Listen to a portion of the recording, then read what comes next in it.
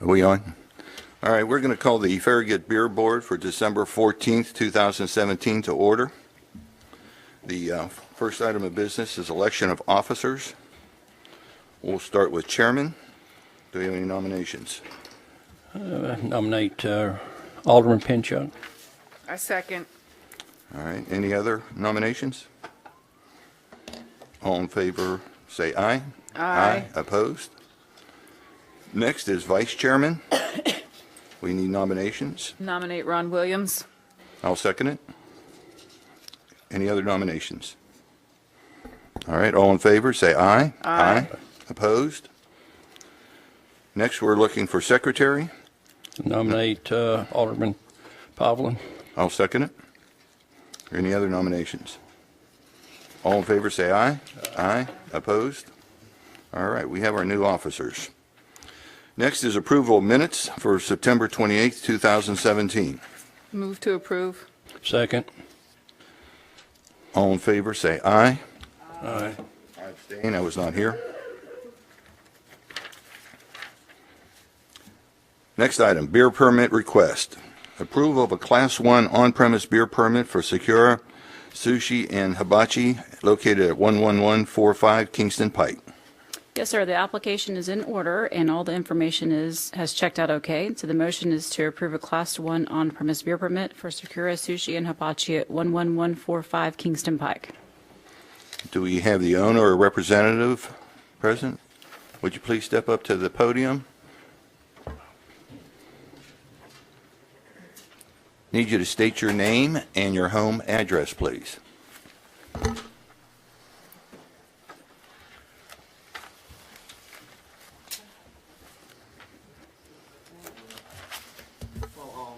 She don't speak well English, so I'm just basically the translator here. She's the owner.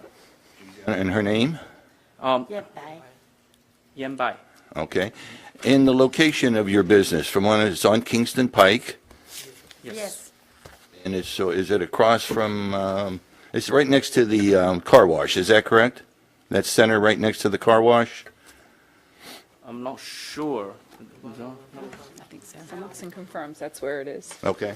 Yeah. I don't know the address. We've just been here for a few months, so we don't actually know. All right, is there anything you'd like to say about the business? 有什么想说的？希望政府给人批下来嘛。希望政府给批掉。 Yeah, it's just a whole new restaurant. OK。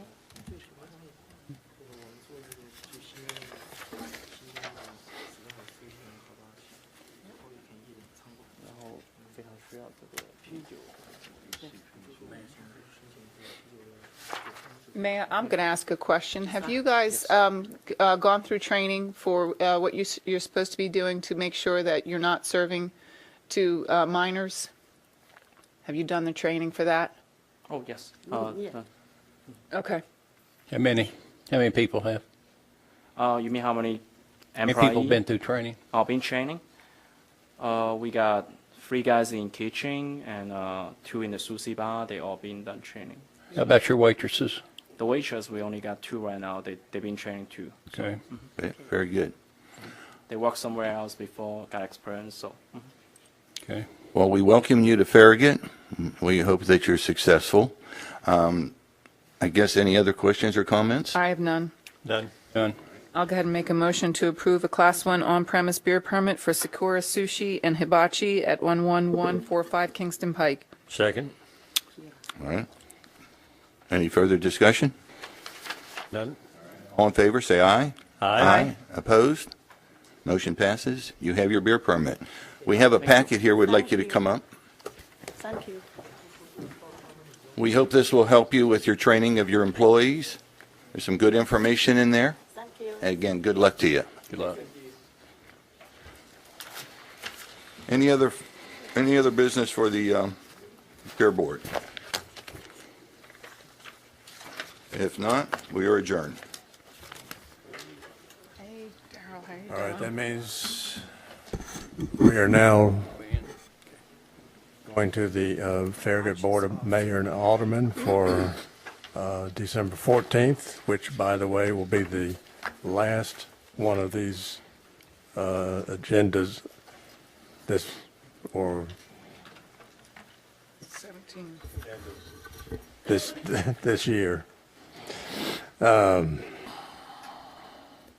do have some scouts in attendance. Oh, we do have stouts? The whole back row. Stouts. You have a Boy Scout troop or Scout troop? Do you guys want to come up and tell us where you're from?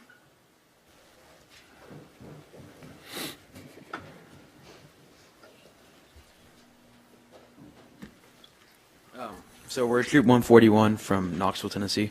What badge are you guys working on? We're working on the citizenship and the community All right. merit badge. Yeah, and communications merit badge as well. Welcome. Thank you. Did you guys want to run, you want to have them run the pledge for us?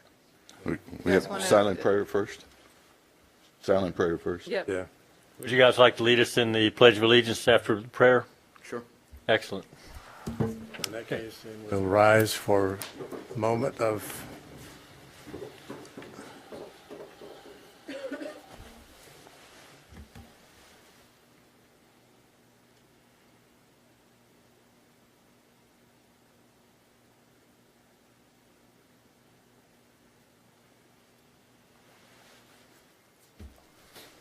okay. And the pledge. Pledge allegiance. Pledge allegiance to the flag of the United States of America and to the republic for which it stands, one nation, under God, indivisible, with liberty and justice for all. Thank you all. Allison, did they get their pins? Yes, they do get their pins. Great.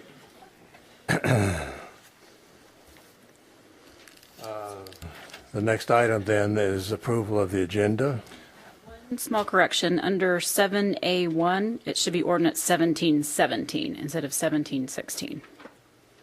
1717? Yes. Okay. I move for approval of the agenda with that minor change. I'll second it.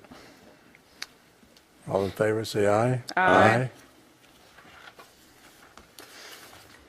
Next is the mayor's report. I don't have any great news. Anybody else have any? I'll briefly state, we got the opportunity to attend the National League of Cities last month.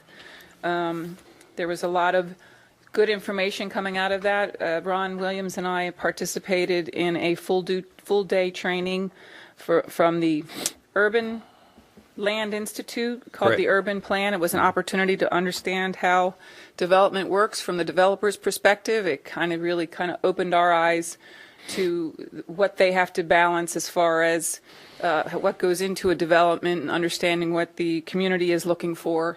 Gives us a step forward in understanding what we need to do if we'd like to see our town center developed.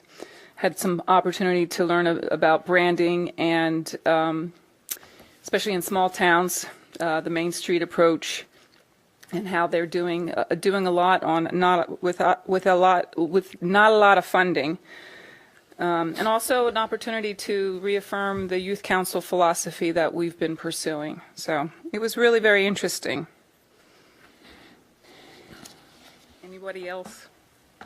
I'll ditto what you said. It was very good workshops that we attended, and time well spent. Oh, and I forgot one last thing, because I know this will make Mark happy. Charlotte has the ambitious goal of being 50% canopy coverage by 2050. And I know that we are trying to look into the idea of becoming a tree city, designated a tree city. And so it was a very good opportunity to walk around the city and see what they're doing and what they're trying to accomplish. I know that we are working on planting trees along our greenways and sidewalks, and looking to see if we can expand that to our roadways and in our right-of-ways. So it was very interesting. Thank you. That's all I had. Nope. I have none.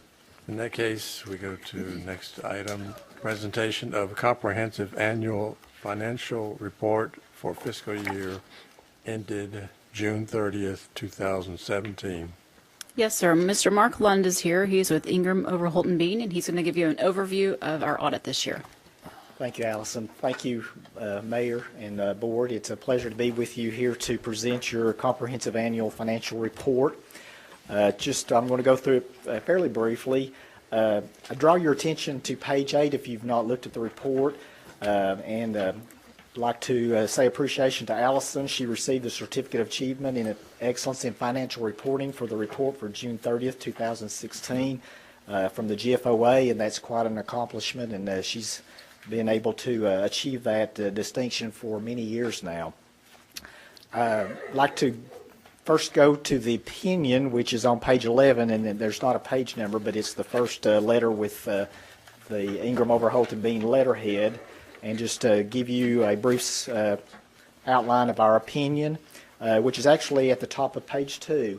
We are pleased again this year that we can present an unmodified opinion, which is the most favorable opinion that can be issued to a set of financial statements.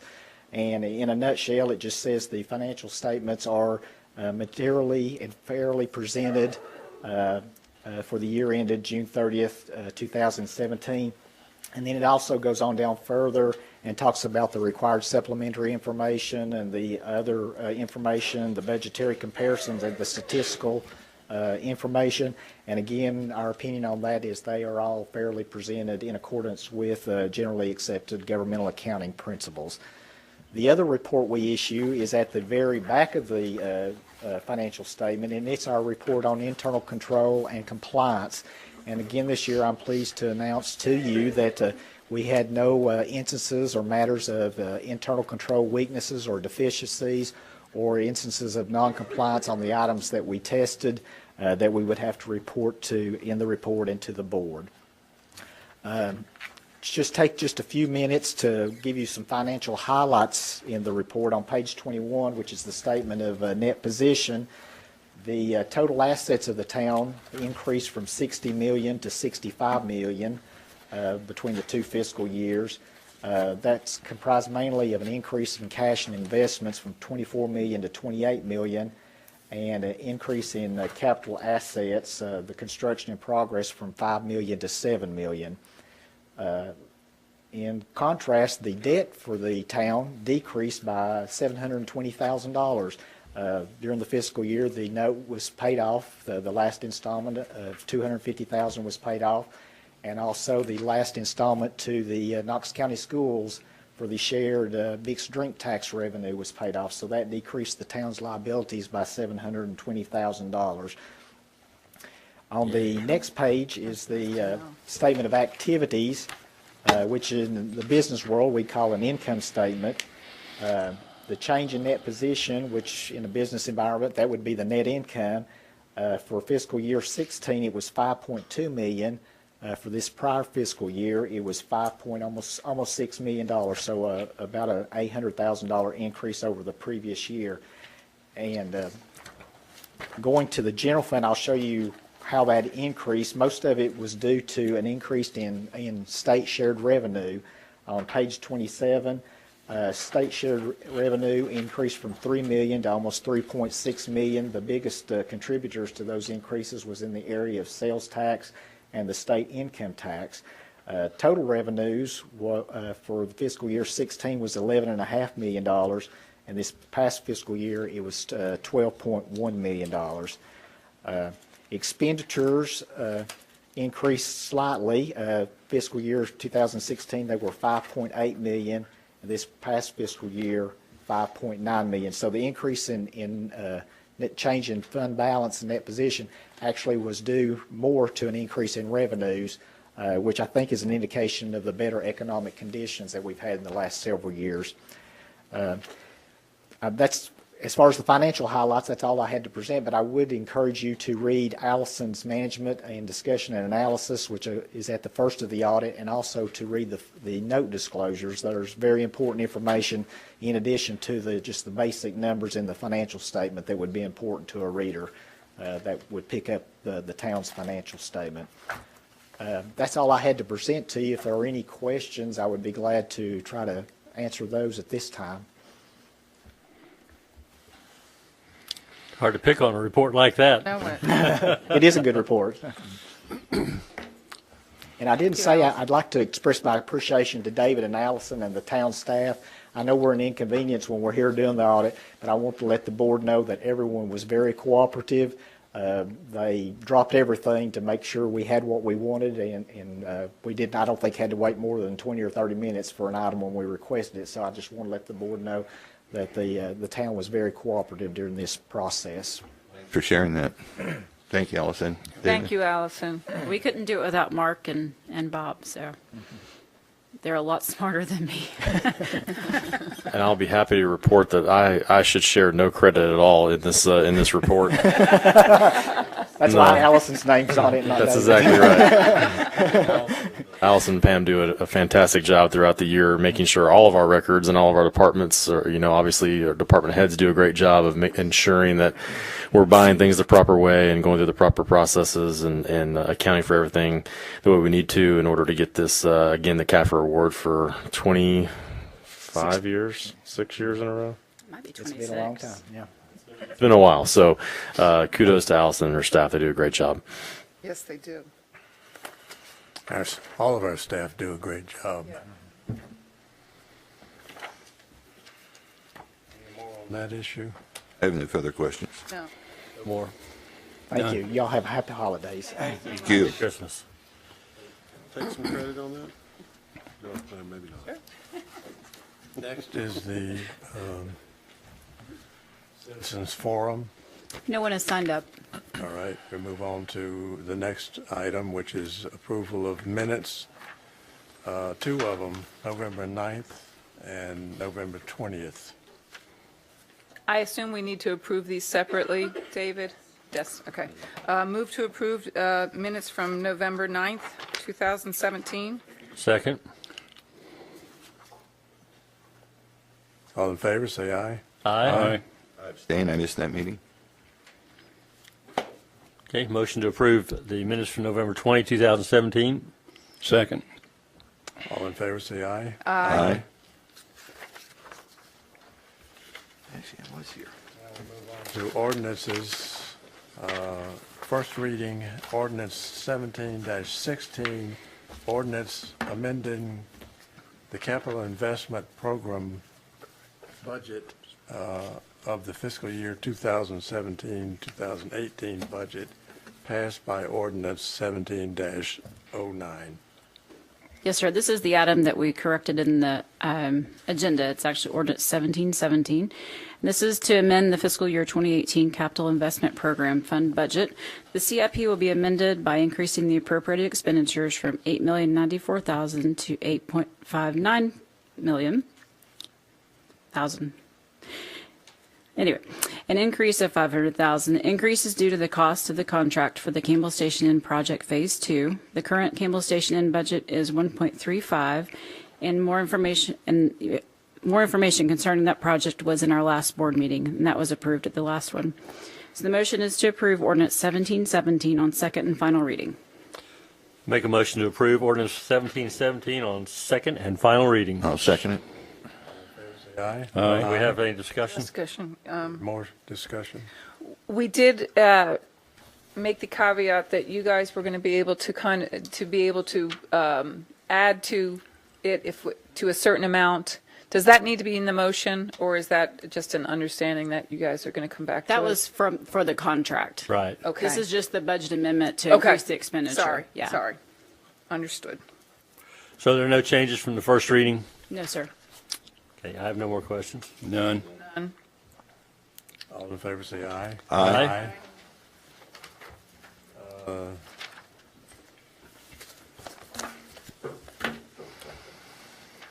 The next one is ordinance 17-16. 1807. Is it the next one? B. Yeah. This one. Yeah. First reading.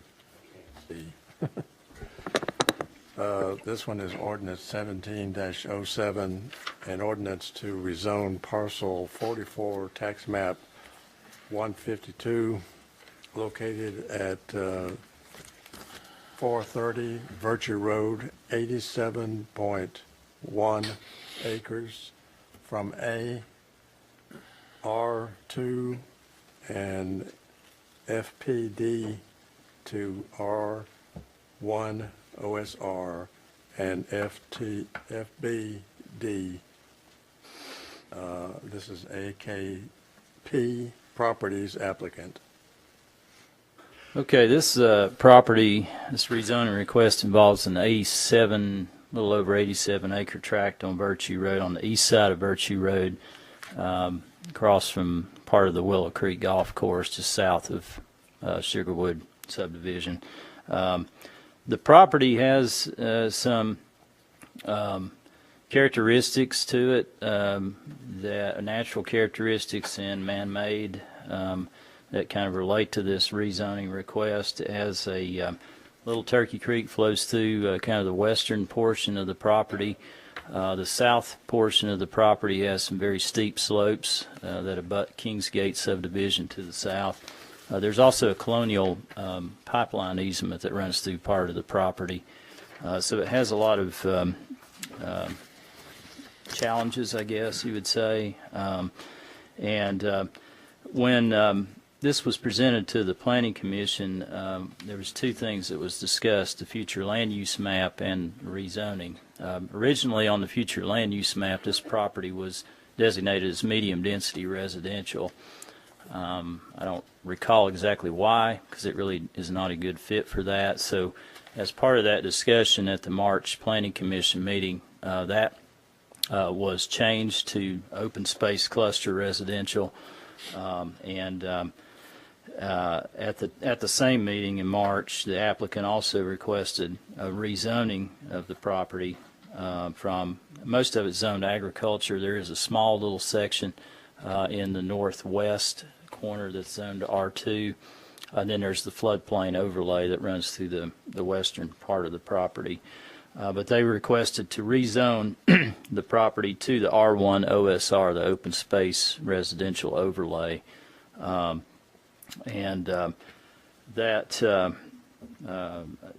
as part of the discussion of the rezoning, the biggest issue that was raised, which should be of no surprise, was the condition of Virtue Road and the reality that Virtue Road, at least this section through here, does not meet the town's specifications for a major collector street in the subdivision regulations. So as you all know from previous rezoning requests, when someone is wanting to change the density on a piece of property and thus add a lot more traffic to a substandard street, the rezoning process is kind of the trigger mechanism for addressing the condition of the street and whether it's capable of handling that additional traffic.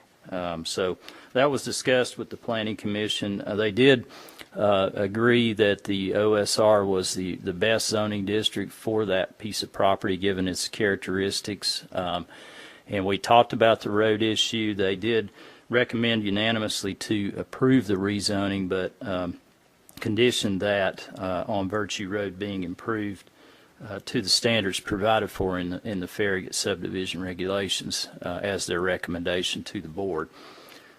Since the March Planning Commission action on the rezoning and the land use map, the owner has, or the developer has been trying to work on some of the logistics of the road improvement and working to also provide secondary access into the property for emergency service providers.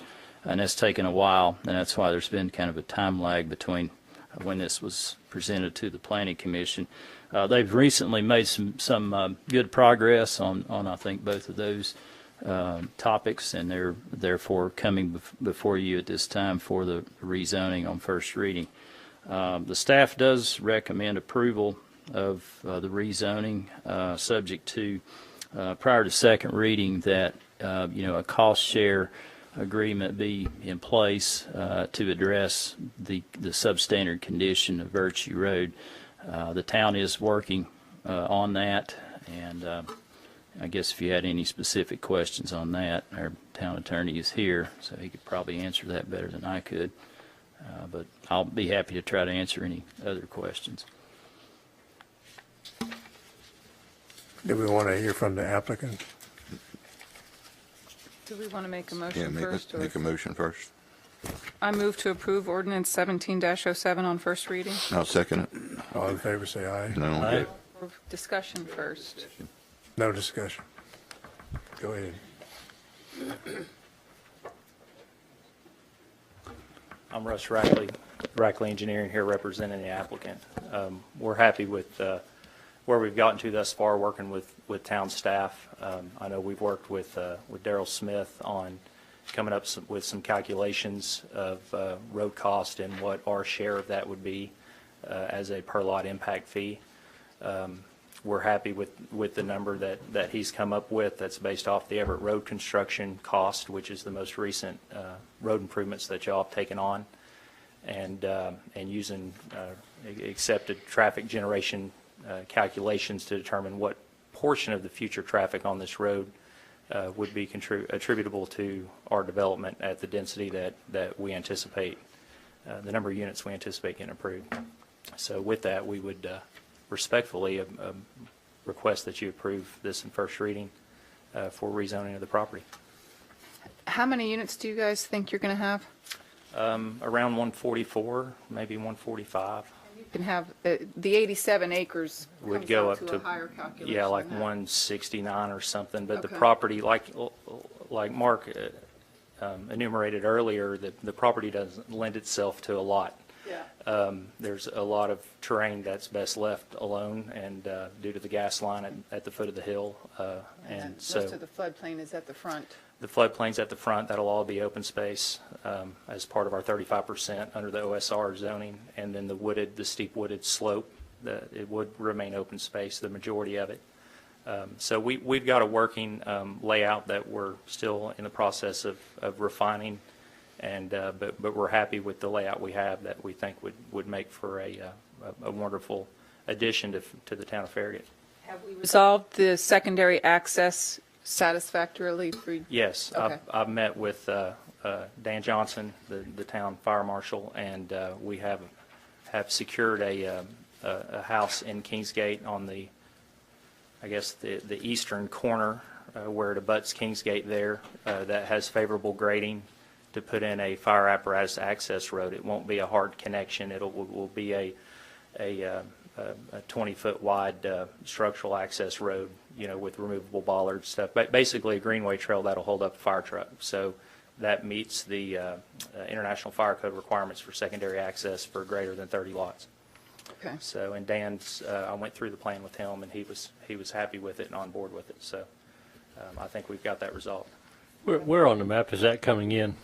If you look at the corner that abuts Kingsgate, it's the third lot down from the corner. Three, this one possibly? It'd be the eastern corner over there. So I believe it's the third lot down. Okay. The second full lot, the third partial lot. So it's kind of a little angled lot there. That's a stubbed off road, but the Yeah. topography there is really rough. Yeah, that road was stubbed out in the worst possible place. That's a 2-to-1 natural grade wooded slope. I mean, you look down, you're like, And or additionally, is it up? I can't remember, but Fire trucks won't it go. doesn't meet Dan's interpretation. Part of the IFC that y'all adopted said the secondary access has to be no less than half the greater diagonal distance of the parent tract away. You would think that the entrance of Kingsgate would meet that, but when he measures across the property to the direct access, it doesn't meet it. But the property that we've secured on further up in the corner does meet that interpretation of the code. So we're happy with moving forward with that. I'm glad you were able to do that, because I know that's a built-out subdivision with. Yeah. Well, and we need to create, we need to tie in with utilities, with water line up there anyway, so it's going to serve a dual purpose to create to be able to loop First UD's system to help improve flows and pressures and stuff. well, and it gives them Kingsgate connection from a walking trail perspective, Right. because getting up Peterson is a hazardous. Yeah, and as we've endeavor. discussed with the town, part of the road improvements along our frontage regarding an activity trail will actually be a Greenway trail. Will diverge from Virtue Road and follow the creek across our property all the way down to the end of our property, because I believe the anticipation is that once you get past us, that's going to be real hard for the town to get a wide enough section to have all this stuff at the road, so if the activity trails down along the creek. So, and we're happy with that as well. It's an asset to the town and an asset to our development, having that Greenway trail down there, so. I agree. Much prettier, much more peaceful. Yeah, get away from that road. Yep. Yeah. Love it. I have no other questions. I have no. I have one. Can you identify for the record who the is it AKP. AKP is? Yeah, it's David Alley and Glenn Gloffenheim are the were the original contract holders and applicant, but they have since come to agreement to transfer the property upon closing to Saddlebrook Homestead Land Holdings, which also developed Briarstone and developed the last two phases of Sheffield. Okay. Yeah. Thank you. Yep. Any more discussion? I've got none. I have none. None. None? No. None. All in favor, say aye. Aye. Thank you. Exactly.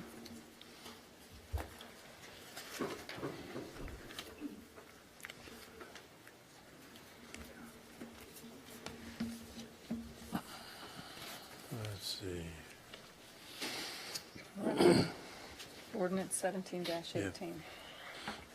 All right, now we're at ordinance 17-18, an ordinance to correct an error in the zoning designation for the property at 12603 Evans Road, to change the designation from R1 rural residential to A agricultural, town of Farragut.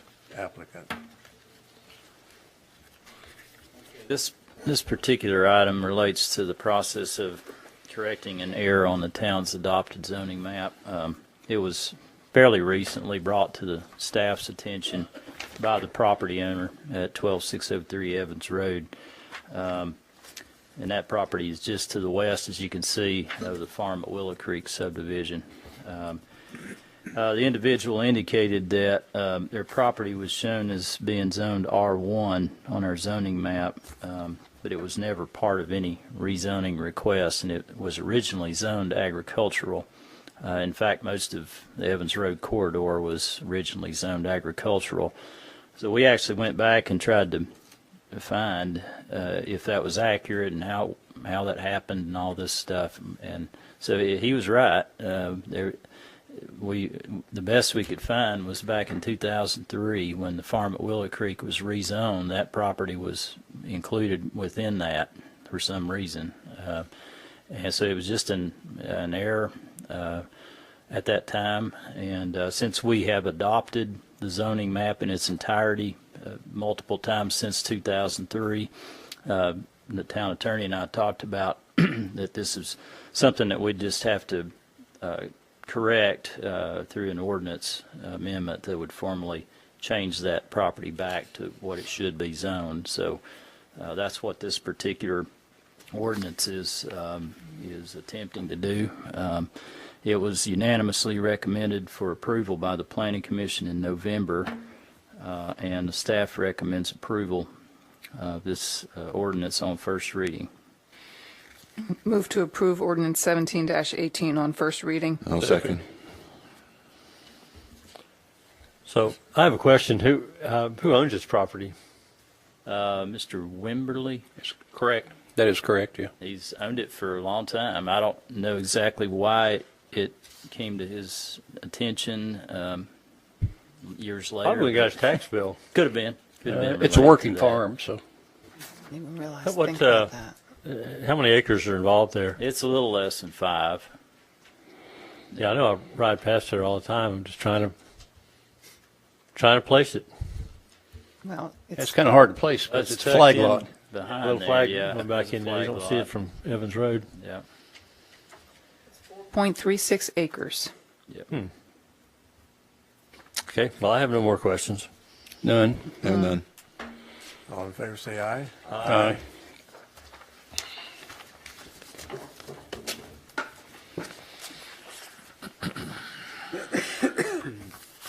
next item is Ordinance 17-19, ordinance to amend Chapter 2 Administration, Article 6, Finance, Section 2-267, Depository for Town Funds of the Farragut Municipal Code. The purpose of this agenda item is to evaluate the proposals for the banking services for the town funds. The funds are currently deposited at BB&T, and staff last conducted an RFP and chose BB&T in 2007. Prior to that, the funds were deposited at SunTrust Bank. An RFP was prepared, published, and proposals from BB&T and 10 Bank were received on November 29th. The RFP requested either an interest-only account or a traditional method account, which is a cost and earnings. BB&T presented a traditional method, and 10 Bank presented an interest-only method. Currently, the town is in an analyzed account. With this type of account, the town gets credit on the fees based on the deposit volume, and normally this account does not pay any interest. The interest rates between the banks and account types differ. The number used in the RFP for comparison purpose was an account that contained $2 million. BB&T offers an account type that currently is earning 50 basis points or $10,000 in interest annually. In the RFP under Response Form 3, BB&T based the interest earnings per year on last year's volumes and balances instead of the $2 million amount. 10 Bank offers two different types of accounts. The main operating account is currently earning 35 basis points or $7,000 annually, while the sweep account is earning 80 basis points or $16,000 annually in interest. 10 Bank suggests that most of the town's funds be kept in the sweep account and transferred as needed. The RFP specified a list of minimum service items required for the bank, and that was Exhibit A, Response Form 2. Both bank submittals meet the minimum service requirements. Also listed in the RFP is a bank service fee scheduled, Exhibit B, the service fee comparison. The service fee listed is a monthly average of the common services and used for cost comparisons. BB&T estimated monthly costs are $274.90 or $3,299 annually, and 10 Bank estimated monthly cost are $140 or $1,680 annually. Staff contacted 3 references that are currently holding accounts with 10 Bank. All are very pleased with the customer service and bank options that are available.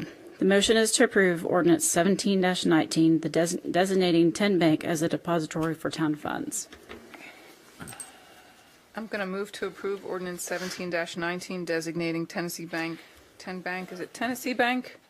10 Bank. 10 Bank as the depository for town funds. Second.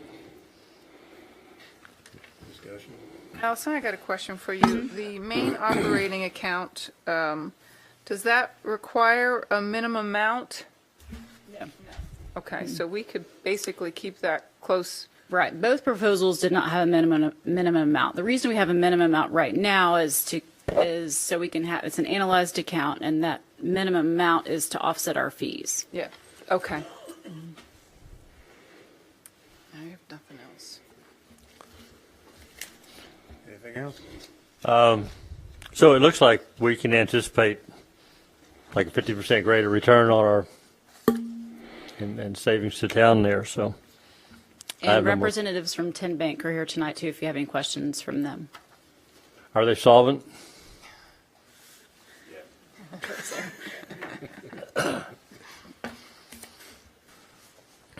I'm sure due diligence has been done. Yes, sir. Where are you guys located? Where's your branch here in the area? We're at 11200 Kingston Pike, so just right down here at Concord Road in Kingston Okay, Pike. so you're in Farragut. Yes, sir. Yeah, we've Okay. been here about 12 years. Okay. And who are you? Mark Holder. I'm an executive vice president and board of director with 10 Bank, Okay, thank you. and a Farragut resident too. So maybe just throw that Great. out there. Absolutely.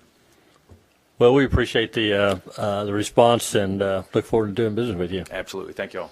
Thanks. Thank you. I have no more questions. I know. None. All right. All in favor, say aye. Aye. Welcome aboard. Looking forward. We now move to business items. The first one is approval of updates to the personnel policies and procedures manual. It didn't matter because he's not even.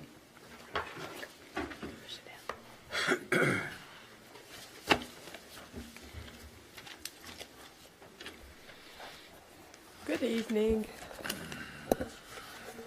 The, you received in your packet, before I get started, a draft of the revised, updated policies and procedures.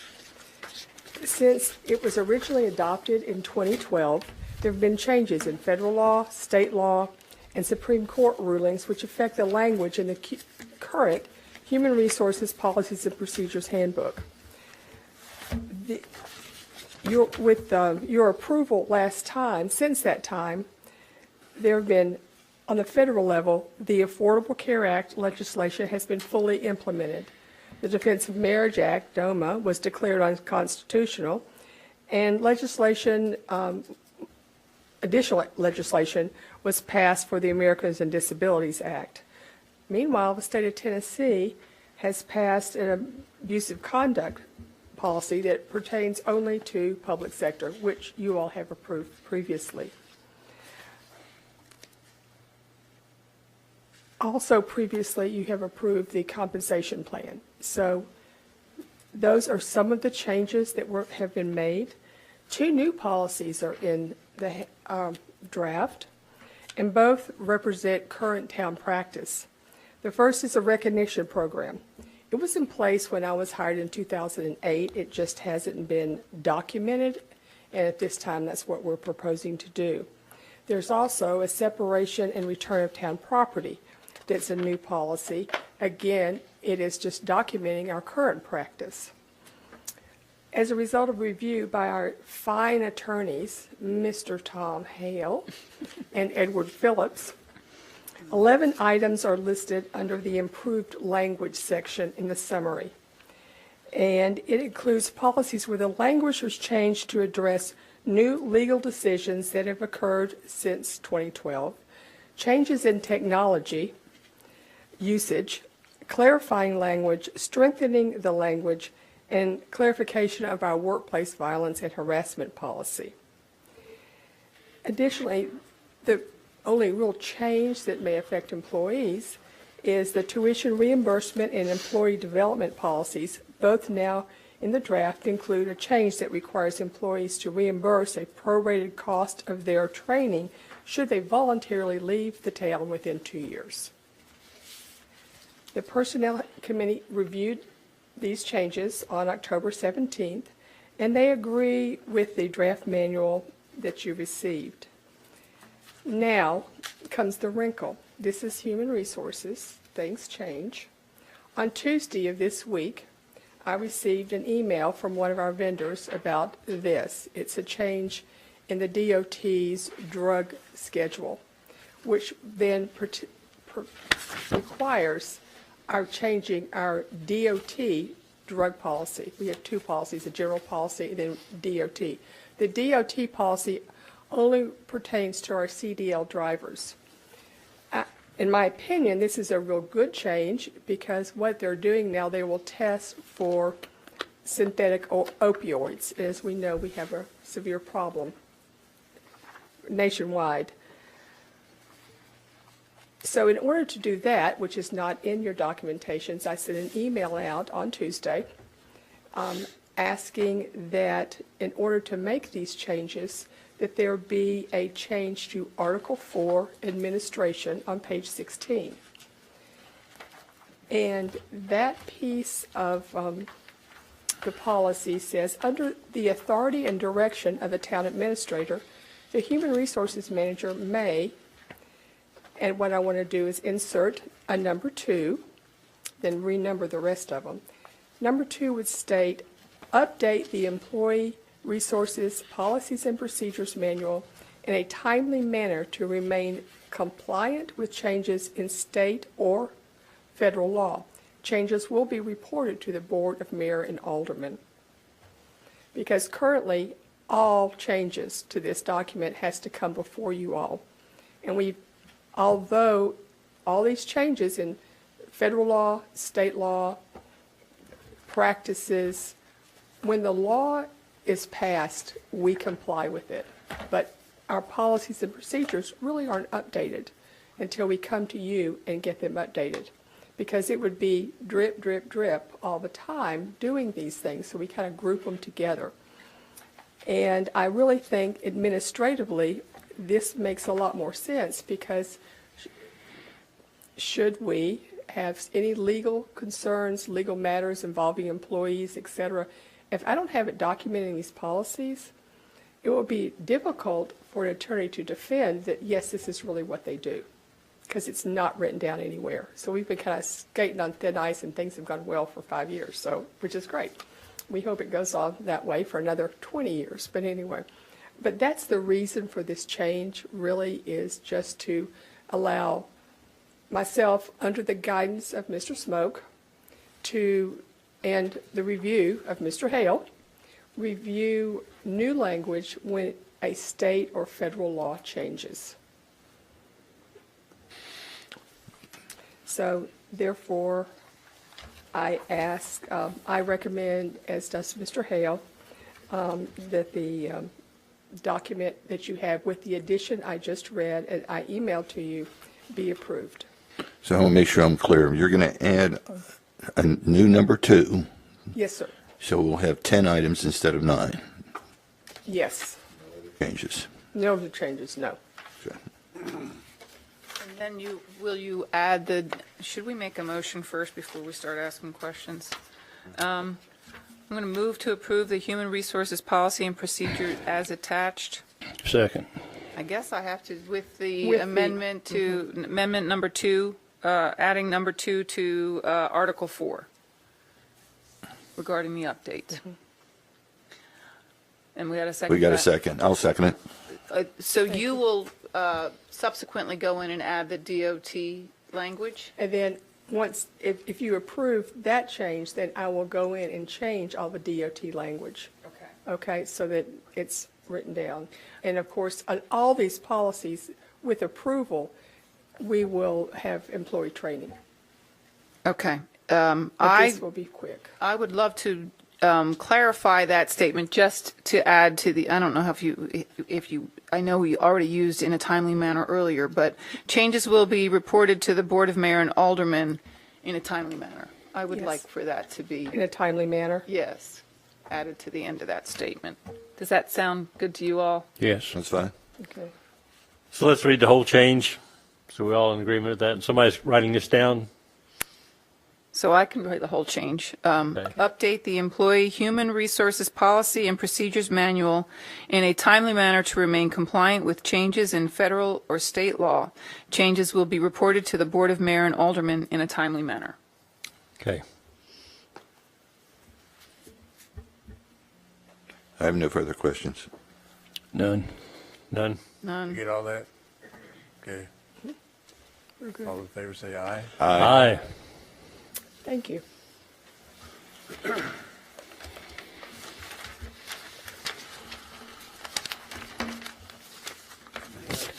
Item is approval of 2017-2018 snow removal schedule and road additions. Good evening. It's that time of year to go through our snow removal schedule. First meeting in December, and thank goodness we haven't had any events before this, and hopefully we won't have any after this. So what we'd like to do this evening is to evaluate the snow removal schedule and the map, as we do every year, as new developments, neighborhoods, and roads are added. And as we do this, just a little background as far as the factors that are taken into consideration during the road evaluation. For example, there's elevation of, elevation of the road, number of houses, north-facing slopes, amount of shade, and trouble areas reported from our citizens. And due to this, we're updating this year's map to reflect some roads that we need to add. A couple of roads that we've got, and I've got them listed there, and they're highlighted on your first and second priority list, is Split Rail Farm. Last year there was just a couple of houses in there. It's an uphill road all the way in to the top of the hill, and there's quite a few houses up there now, so we'd like to add that road in. The next one is Briarstone Lane, which is located off of Turkey Creek across from Anchor Park. It's finished all the way to the very back now. We want to add that. It's a pretty good grade going up into that subdivision. It flattens off after you get onto the top, but we want to add that. And then Barnsley Road is in Bridgemore subdivision. It is an outside looping road that comes around and ties back into the main roads there in Bridgemore. And it's got some grade changes in it. And then the last one is Witherspoon Lane, which is in Sheffield subdivision. And Witherspoon was on the map last year, but what they've done is they've added phase 3 of Sheffield subdivision. And so Witherspoon goes off the hill and down and goes down into a cul-de-sac. And so we wanted to add that. Attached that you in the packet there is the first and second priority streets, and if you'll look on to page 2 under A priority, you'll see Split Rail Farm listed as number 13 and highlighted. B list is Witherspoon Lane, and it's number 2 and it's highlighted. And number 8 on that same B list is Briarstone. And then on C list, number 14 is Barnsley. And these roads were just slipped into the A, B, and C secondary list in order so that we're not running all over the place. In other words, they'll leave one road and then that road will be right there at that list, so they don't have to backtrack. And what we're looking for this evening is an approval of the snow removal list. And if you all have any questions about our equipment or anything, I'll be more than happy to answer. Approval of the 2017-2018 snow removal schedule and road additions. Article today, we have 2 plows? That's, okay. That was 4, right. No, we have 5. Okay. We have 5 plows and 4 trucks that have salt spreading capabilities. I was going to be very impressed that we could manage to clear off as much of town of Farragut as we do with 2 plows. All right. Do you have a feel or a number for how many total miles we cover? The whole town? How many's in the whole town, But how Darryl? many miles is that? What, I mean, the way the snow removal schedule works, first priority, we go through and do those. When we get those cleared, we go to second priority. No, I'm just asking how many miles of road do we have? The red. Total for the whole town, About 150? about 150. And of that, do you know how many you cover? Well, when the event's over with, we'll be on all 150 miles. After first priority, second priority list is done, then what we do is if everything's clear enough, then we start 2 trucks on each end of north of Kingston Pike on each end of the town, east and west, and they work towards the middle. Same thing on the south end, and we literally go onto every single street, cul-de-sac, and just remove, the streets that are not even on this list. That's how we end up. So we basically will be on every single street or check every single street when it's over and done with. I will say this, you guys do a great job. Thank you. Every time we have a snow event. Let's hope it just continues to be that way. So like I told Dave before, every snow event that we have is different, and we've been doing it for a long time, and no 2 are the same. It just, there's always a twist, a curl, a kink or something, whether it's temperature, whether it's, temperature of the road, temperature of the air, the type of snow we get, there ice, there's just so many variables in doing it. But we've been given equipment by you all to take care of it, and adding those trucks with the the pickup trucks with the hopper spreaders that hold about 2 tons of salt to hit areas.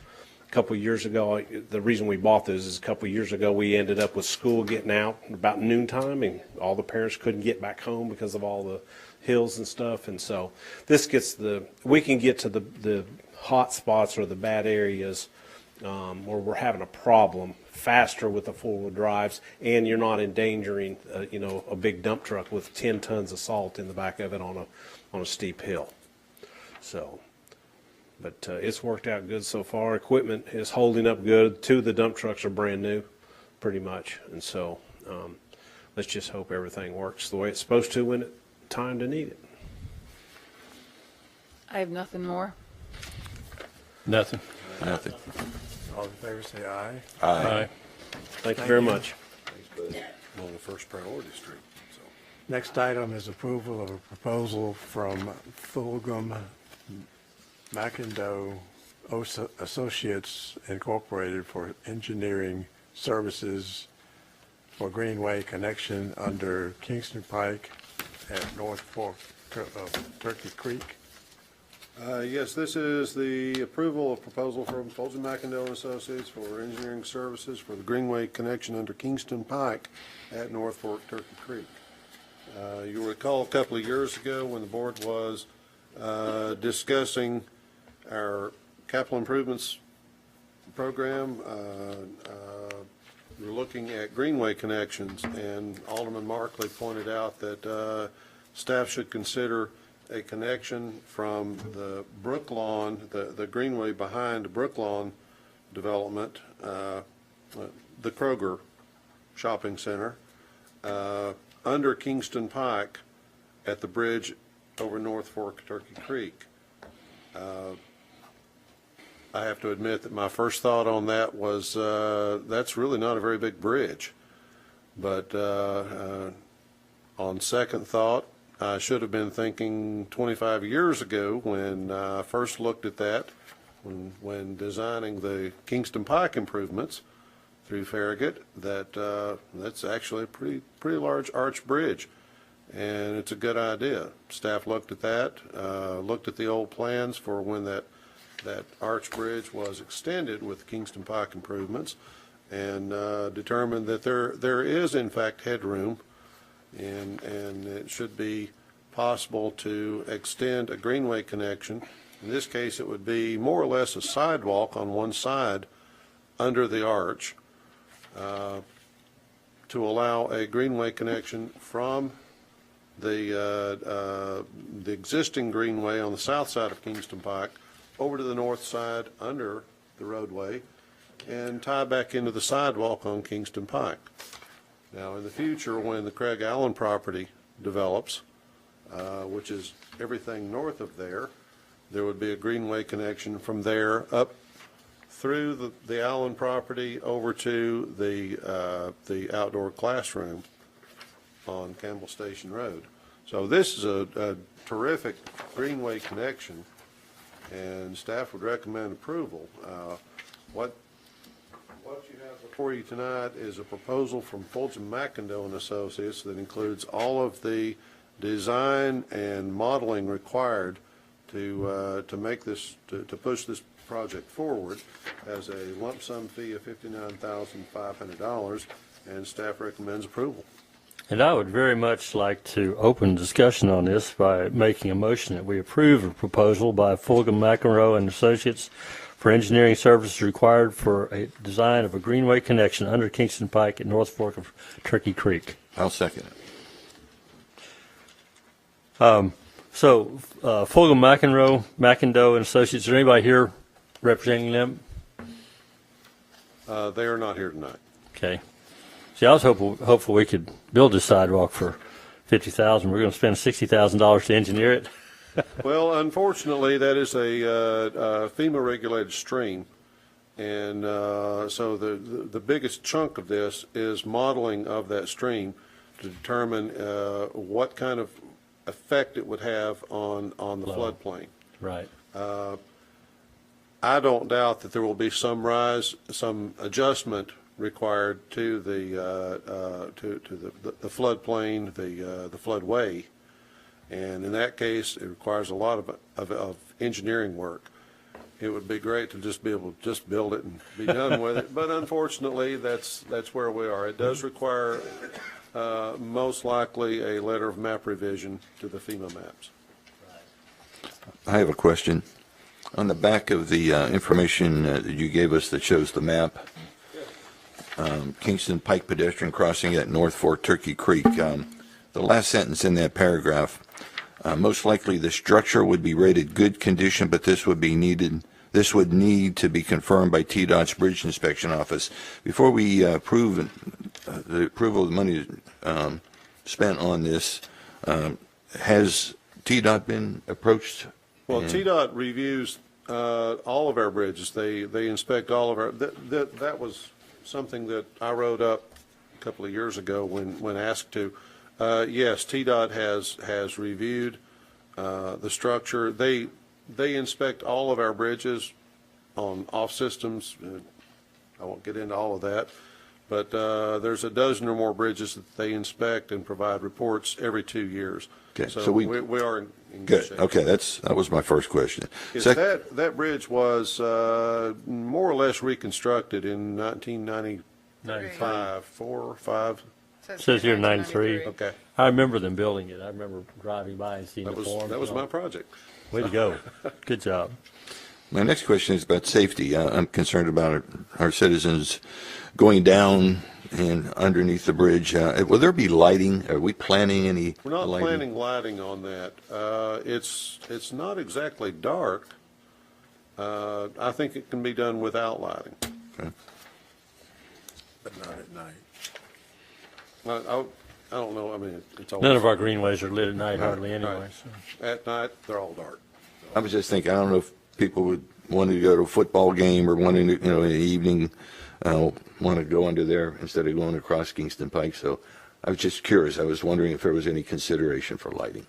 At this point, there's not. Okay. It seems to me that it'll be a really nice access point for when the Craig Allen property develops. Oh, yeah. But And we have spoken with Craig Allen about that. He likes the idea of providing that access. I mean, his development, as we have seen it in concept, includes Greenway connection from Kingston Pike to the north over to the high school entrance and the outdoor classroom. Okay.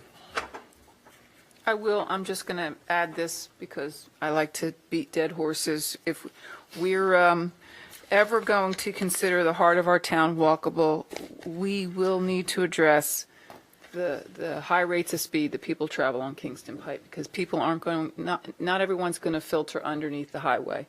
They're going to want safe crossings across the road. So it's just something we need to keep in mind. I have no further questions. None. None. All in favor, say aye. Aye. And I will keep beating that dead horse. Good. Approval of,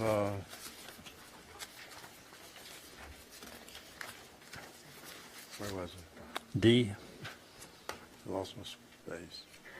Approval of proposal from Vaughn and Melton Consultant Engineers Incorporated for engineering services for Virtue Road improvements from 2002 for 22,000 feet south of Wood Drive to 700 feet south of Kingston Pike. Yes, you'll recall earlier this year when the board was discussing our capital improvements program, investments program, Virtue Road was identified as a priority corridor for improvement.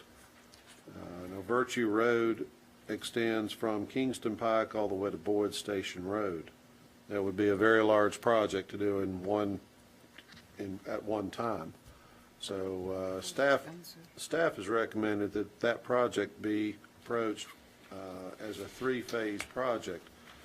The first project, the first phase, would extend from 700 feet south of Kingston Pike to 2,200 feet south of Broadwood Drive. The second phase would be from that point to Turkey Creek Road, and the third phase would be from Turkey Creek Road to Boyd Station. Now, this phase includes a crossing of Little Turkey Creek. It extends through the Harville property. If you're familiar with Virtue Road, it extends through what I call the S curves, the two very sharp curves on Virtue Road south of the Harville property. What we're looking at right now, we're proposing two 12-foot lanes with curb and gutter and a 12-foot multi-use greenway with a new bridge over Little Turkey Creek. Now, I know with the discussions we've had with Union Road, there is some flexibility on lane width and other things that we would want to open that up to public discussion and certainly board approval. But before you tonight is a proposal from Vaughn and Melton for the design of these improvements. It has a lump sum fee of $421,500, and staff recommends approval. I'm going to move for approval of proposal from Vaughn and Melton Consulting Engineers for engineering services required for design improvements to Virtue Road from 2,200 feet south of Broadwood Drive to 700 feet south of Kingston Pike. Second. I have two things. One, we are in the process at the MPC level of updating our subdivision regulations, and in that looking at engaging the community to develop cross-sections for each of our corridors. So this is obviously a timely time to be doing that, and working with the public in that area to develop a cross-section for Virtue Road. And I have requested, I spoke with David today, I think we need to develop an official, maybe internal operating procedure or protocol about how we go about doing this so that we can have some transparency with the community, so that we know that we're going to have an engineering firm first, and shortly after that start the public conversation about what they see, what the issues they're experiencing when they're on the road, what they envision happening, so that we can engage people where they are. We struggle with getting people engaged. This is one of the great ways to get some feedback from our community, because most people have an opinion about the roads they drive on every day. So this is an opportunity to reach out to Sugarwood and Vista and probably Sheffield and the farms at Willow Creek, have a community conversation before we get too far into design, because they're going to have to do a lot of environmental work to begin with, and then we can get some community input on what they'd like to see. I think that's a good way to go forward with most of our road projects, so they're engaged from the get-go and understand what's going on, and we have a protocol that we follow as a board to be engaged in that process as well. And that was my suggestion, that we have an internal operating procedure set forth.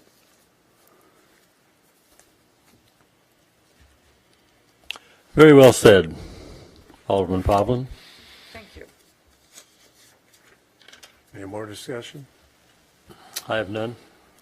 None. All in favor, say aye. Aye. Next item is approval of a contract for McPhee Park Surveying Services.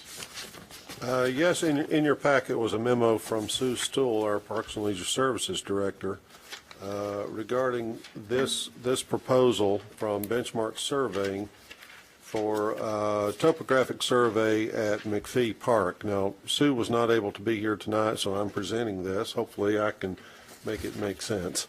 Please forgive me. If you recall earlier, the board approved a contract with Ross Fowler for design services for Phase 3 of McPhee Park.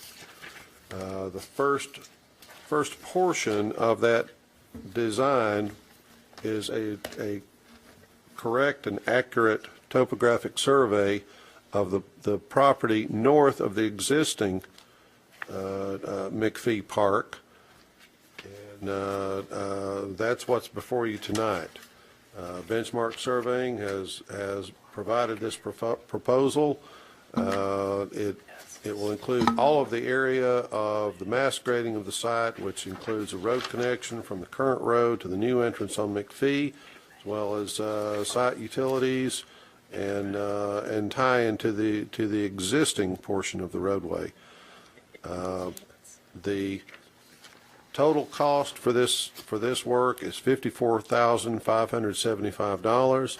I will point out that $19,000, I want to say $19,500 or so of this proposal is clearing and grubbing to allow clear sight lines for the survey to take place. Now, the understanding is that anything under 6 inches, 6 inches in diameter at chest level, wherever they measure that, that is eligible to be removed. Almost all of the work to remove trees and undergrowth, that will be done in the areas where we're going to be seeing significant fill with Phase 3 work. So that vegetation would be removed anyway. So all that said, staff recommends approval of this contract from Benchmark Surveying with a total cost of $54,575. I'll make a motion to approve the contract with Benchmark Associates, Inc. in the amount of $54,575 for surveying services of a portion of McPhee Park. I'll second. Okay, my first question would be, we already have a topographic map of this. Are those 2-foot contours that are shown on here?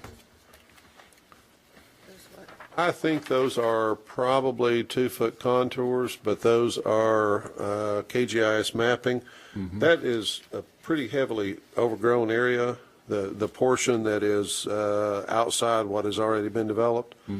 And when it's overgrown like that and they're surveying, it's an aerial survey. Right. It's difficult to get actual ground elevations. Sure. So considering how dense that is in there, it's not that accurate. Right. So, and I haven't read the entire contract. Are they going to give us 1-foot contours? What are they going to give us? I suppose it'll be a 2-foot contour. That's a standard. Okay, we'll just clean it up.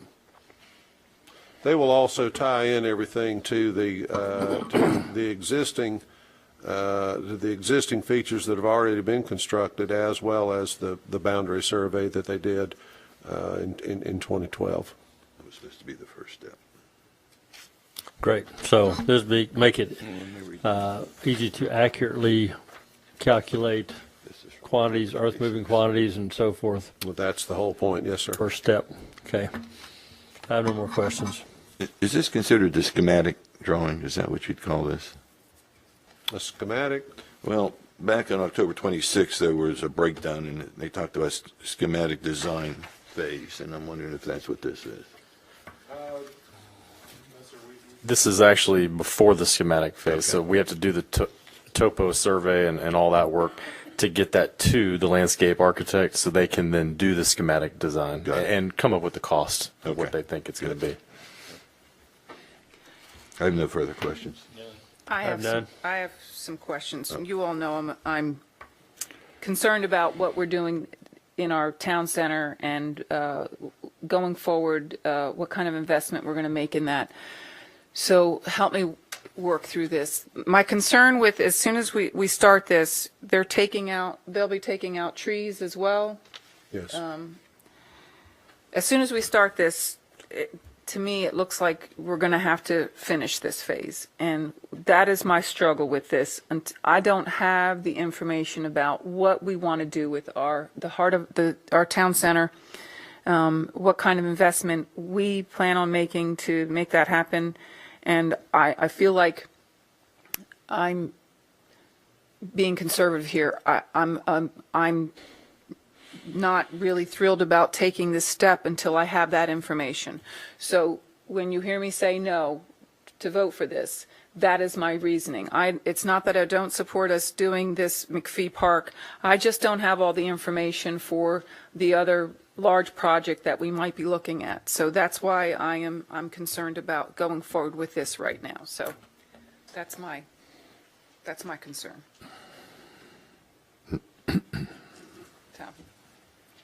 Anybody else want to say anything? No. No. All in favor, say aye. Aye. I'm opposed. And opposed? One No. Opposed? Understood. Next item is approval of Town of Farragut 2017 Strategic Plan. Mayor, the Board of Mayor and Aldermen first adopted their first strategic plan back in 2010. And since then, we've had various updates to that plan. But this year, we hired Novak Consulting Group to come in and really give us a clean start on our plan. We've had several new aldermen since that first plan was adopted. And we wanted to come in with fresh ideas and also really keep track of what we've been able to accomplish in the last 7 years. So what this strategic plan will identify is both the vision, mission, and values of our organization, as well as some critical success factors that will help us determine if we're successful in getting to where we want to be. What that also does is help myself and our department heads prioritize each of our goals and objectives of our departments and make sure they're in line with those critical success factors. So the board got together earlier this year and worked on a vision statement. It's really who we are as a community, who we want to be, and came up with the phrase for our vision of Farragut, redefining quality of life with a beautiful, close-knit, connected community where families and businesses thrive.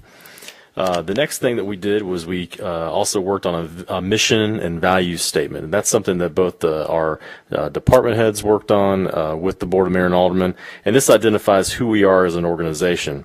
And that mission statement is Farragut, an appealing and engaged community set apart by a dedicated team committed to integrity, innovation, and friendly service. Finally, we identified 7 critical success factors that are vital to ensuring we are really going to be a successful community in the future. Each of these factors cover various aspects of town operations and things that we want to see accomplished in our community over the next few years. We really dived into each of these individually. I'm not going to go through all those tonight, but I did want to just touch on what each of these are. First, we're going to provide excellent parks, recreation, cultural amenities, and programs. Second, we're going to build and maintain the town's infrastructure and assets. Third, we're going to enhance the town's financial position. Fourth, we're going to have regional leadership and collaboration. 5, we're going to advance a high-quality built environment. 6, we're going to support and care for a committed workforce. And finally, we're going to promote a convenient retail and services destination. And really our goal is to make sure we strive to meet each one of those objectives and strategies throughout the year and throughout the next couple of years with all the different activities that we have committed to making these critical success factors a reality. So with that, we would just ask for your approval of the 2017 Town of Farragut Strategic Plan. I'd like to make a motion to approve the 2017 Town of Farragut Strategic Plan. Second. Discussion? I have nothing. Great strategic plan. Really good experience to go through that and really kind of dial in. What was the name of the woman that took us through that? Remind me again. Julia Novak. She did a great job. She really did Facilitating. a great job. I have no further comments. None. I have none. Say aye. Aye. Move down to Administrator's Report. I wanted to remind everybody that over the Christmas and New Year's holidays, since we're not going to meet again, we will be closed on Monday and Tuesday, December 25th and 26th for Christmas holidays, and then we'll also be closed on Monday, January 1st for New Year's Day. And that's all I have to report tonight. And Town Attorney's Report. Wish I could say I have no report, but I do need to have an executive session with you, if we might, about a matter involving potential litigation. So if we could adjourn for a moment. I'm not kidding tonight, like I usually am. Save the best for last. Absolutely.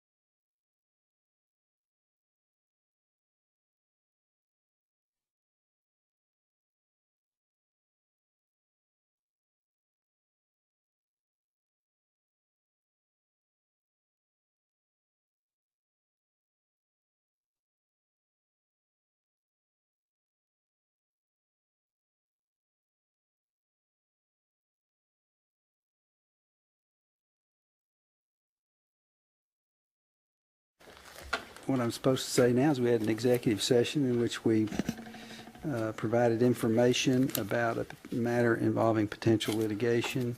There's nothing that needs to be acted on by the board this evening. And with that, my report is concluded. If there is no other business, we are now finished for the night. Finished for the year.